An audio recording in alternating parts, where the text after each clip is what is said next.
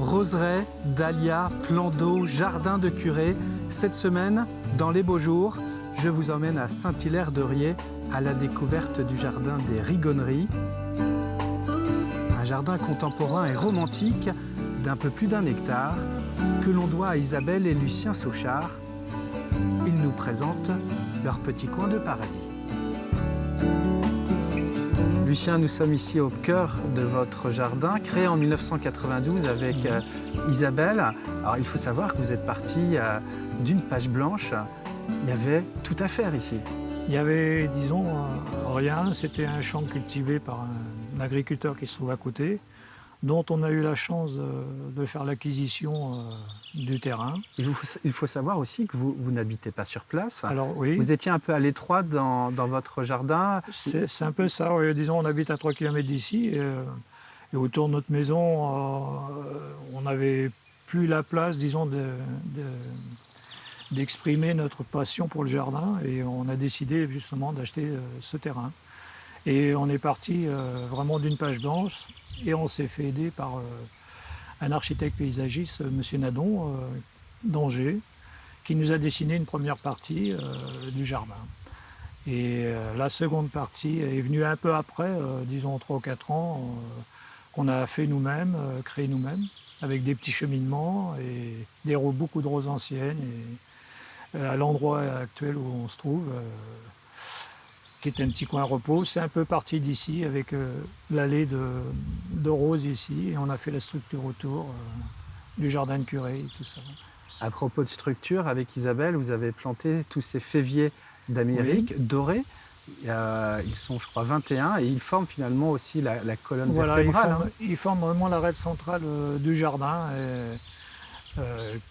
vraiment au bout du jardin. Et tous les abords sont dans les allées, des petites allées de cheminement dans le jardin, voilà, qui se rejoignent toutes au milieu, dans cette arête centrale. Le jardin, il fait 13 000 mètres carrés. Nous sommes début juin. Il est multicoloré, énormément de massifs. Nous sommes dans un jardin à l'anglaise, finalement. Voilà, c'est, je dirais, contemporain anglais, voilà, et avec des mix borders avec des massifs de différentes couleurs. Et bon, les roses anciennes, on a à peu près 200 variétés. Mais c'est bon, alors ce qui est bien avec le jardin où on se trouve actuellement, il y a une partie rose ancienne. Bon, l'été, c'est un peu moins fleuri. Mais il y a quand même tous les massifs à côté qui apportent de la couleur. Et on a un plan d'eau, voilà. Quand même beaucoup d'endroits fleuris hors saison rose, je dirais. Quand on aime le jardin, on aime aussi partager cette passion. Et vous avez ouvert, il y a maintenant de nombreuses années, ce jardin. Et les visiteurs sont nombreux pour le découvrir. C'est un plaisir aussi pour vous de partager cette passion. Oui, c'est vraiment un plaisir, surtout quand on a des groupes ou des personnes qui nous parlent à l'accueil des variétés qu'on a, qui nous posent des questions sur le jardin, en fin de compte. Et c'est très intéressant de discuter. Je crois que c'est de dialoguer avec les gens, ça apporte quand même beaucoup. Alors, on chemine à travers les allées et on découvre ici ou là des ambiances différentes avec un jardin de dahlias, le jardin de curé, des roseraies, ce plan d'eau avec un magnifique cyprès chauve. C'est des surprises. On a voulu faire découvrir le jardin, mais par petits coins, pas tout d'un coup, que ce soit des petits dédales. Les gens aiment bien, ils nous disent souvent c'est bien dans votre jardin, on a des petites découvertes, on a des petits dédales, on a des petites séparations. Ça permet de découvrir le jardin, bon, pas en visuel totalement, quoi. Et avec Isabelle, vous vous entendez bien, vous êtes assez complémentaires, les envies on est très complémentaires, sont assez harmonieuses entre vous. Et les revues de jardin vous ont beaucoup aidé Oui, au aussi départ, oui, pour l'inspiration? ouais. Alors, ils ont beaucoup aidé au départ. C'est vrai on est abonné même à mon jardin, ma maison, sans citer de revue. Hein, et c'est parti de là. Et maintenant, on a moins besoin de lecture, mais quoique, de temps en temps, on s'achète encore des livres sur les jardins, ça n'empêche pas. Vous visitez les jardins des autres, Et on visite notamment le en jardin. Angleterre? Oui, voilà, oui. Ça nous apporte beaucoup. Et puis, le fait de voir d'autres jardins, c'est pas pour copier les jardins, mais c'est pour apporter autre chose. Et puis, si on nous demande aussi, les gens nous demandent qu'est-ce qu'il y a visité dans la région, si on connaît. Bon, déjà qu'on a visité, c'est un plus aussi de leur dire, tiens, bah, aller à tel endroit, c'est bien. Il n'y a pas que notre jardin.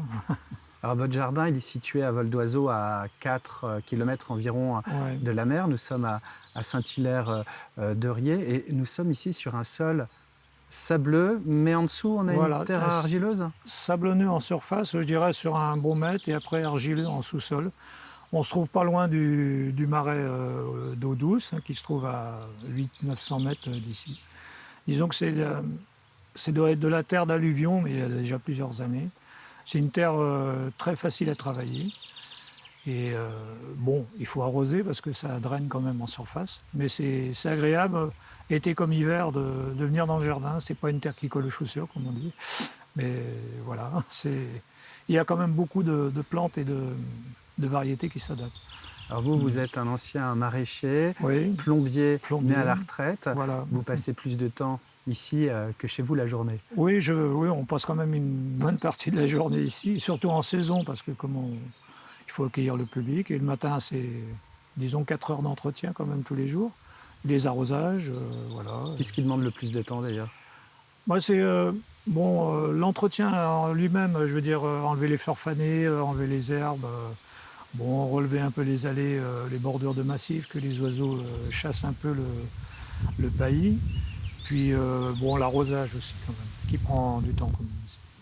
Mais bon, le résultat est là. Quand on a un bon résultat, on est content. Si on vous avait dit il y a 28 ans que le jardin ressemblerait en 2020 à ça aujourd'hui, vous auriez tout de suite signé? C'est vrai, quand on s'est lancé, on ne savait pas trop comment ça allait évoluer. Et c'est vrai que le jardin, on le voit maintenant, il a pris une bonne maturité.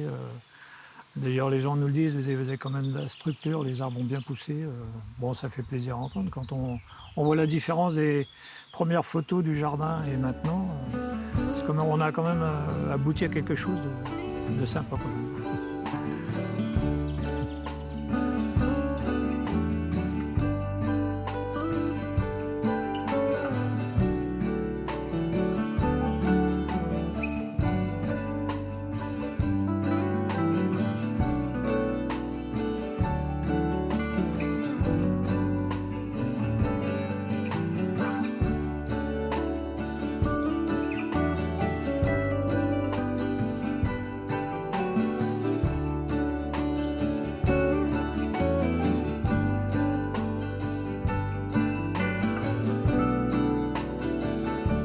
Isabelle, ce jardin, c'est un jardin à 4 mains. Avec Lucien, les envies se confrontent, sont souvent en accord entre vous pour faire évoluer ce jardin? Ah oui, tout à fait. C'est vrai, quand on a créé ça il y a 28 ans, c'est vrai que je pense que ce qu'on a voulu, c'est un petit peu ce qu'on n'avait pas chez nous, c'est vrai, puis de faire partager après aux gens. Disons qu'on a créé ça, mais c'était dans un but. C'était pas le but d'avoir ça pour nous, de le garder pour nous, c'était de le faire partager aux gens.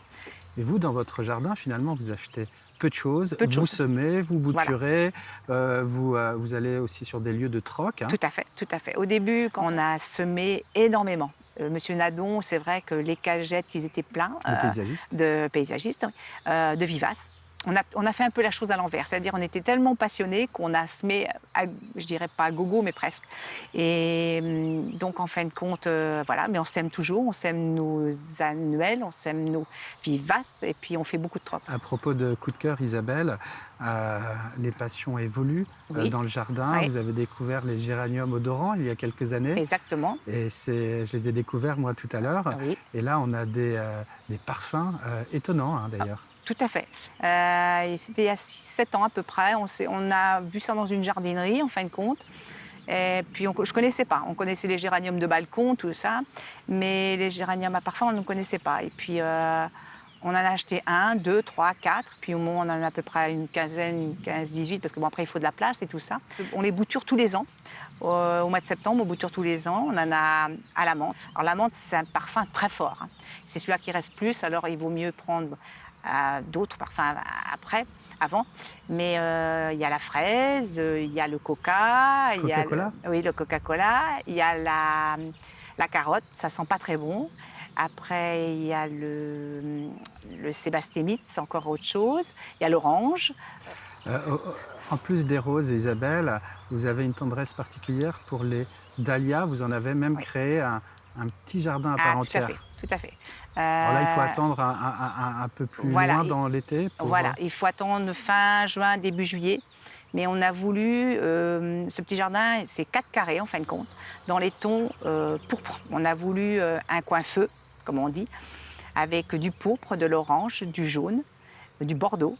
Et on a voulu avec 4 carrés parce qu'on a pris un plan. Alors, on n'aime pas tellement prendre les plans dans d'autres livres, mais celui-là, il était dans le livre de Gertrude Jekyll.